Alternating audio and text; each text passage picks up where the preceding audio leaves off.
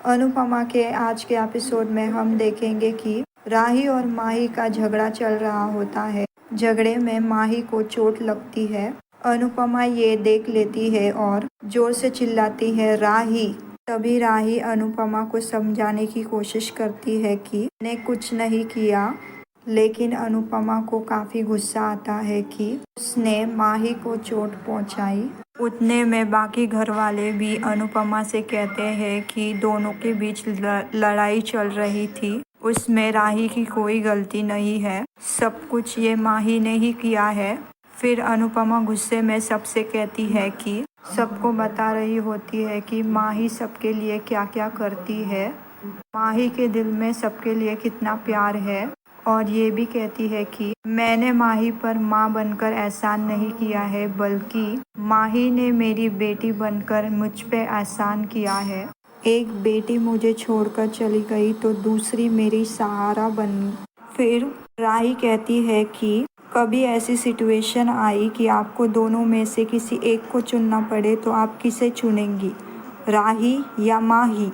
राही की ये बात सुनकर बाकी घर वालों को भी जानना था कि आखिर अनुपमा का जवाब क्या है। तभी अनुपमा कहती है कि माही। ये सुनकर राही को काफ़ी बुरा लगता है और फिर सब अपने अपने काम पे लग जाते हैं। फिर राही गौशाला में बैठकर रो रही होती है।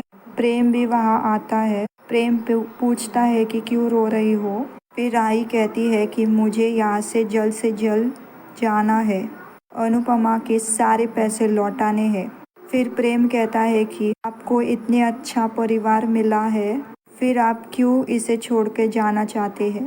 फिर राही कहती है कि तुम्हें बताएं मैंने अपना नाम राही क्यों रखा, क्योंकि राही का मतलब होता है कि जिसका कोई अपना नहीं होता, आस्था। और राही प्रेम से कहते ही कि मुझे तुम्हारी हेल्प चाहिए अनुपमा जी के सारे पैसे लौटाने में। राही को ऐसे रोते हुए देखकर प्रेम भी मान जाता है राही की मदद करने। दूसरी तरफ सारे घर वाले मिलकर अंश की सरप्राइज बर्थडे पार्टी प्लान कर रहे होते हैं और फाइनली अंश को सरप्राइज कर देते हैं। अंश अपने आसपास सबको देखता है, लेकिन पूछता है कि राही कहाँ है। अभी राही और प्रेम अंदर आते हैं। दोनों को साथ देखकर माही काफ़ी जेलस होती है। फिर सब मिलकर अंश का बर्थडे सेलिब्रेट करते हैं। उसके कुछ ही समय बाद अनुपमा बैग लेकर कहीं जा रही होती है। तभी बा अनुपमा से पूछती है कि कहाँ जा रही हो, और फिर बाकी सब भी पूछते हैं। तभी अनुपमा कहती है कि आने के बाद बताती हूँ, किसी काम से द्वारका जा रही हूँ। फिर अनुपमा कान्हा जी से कहती है कि पिछली बार अपने बेटी के लिए द्वारका आई थी, इस बार न जाने क्यों बहुत घबराहट हो रही है। मेरी बस यही प्रार्थना है कि सबका ध्यान रखिएगा, सबके साथ रहिएगा, सब बच्चों का ध्यान रखिएगा।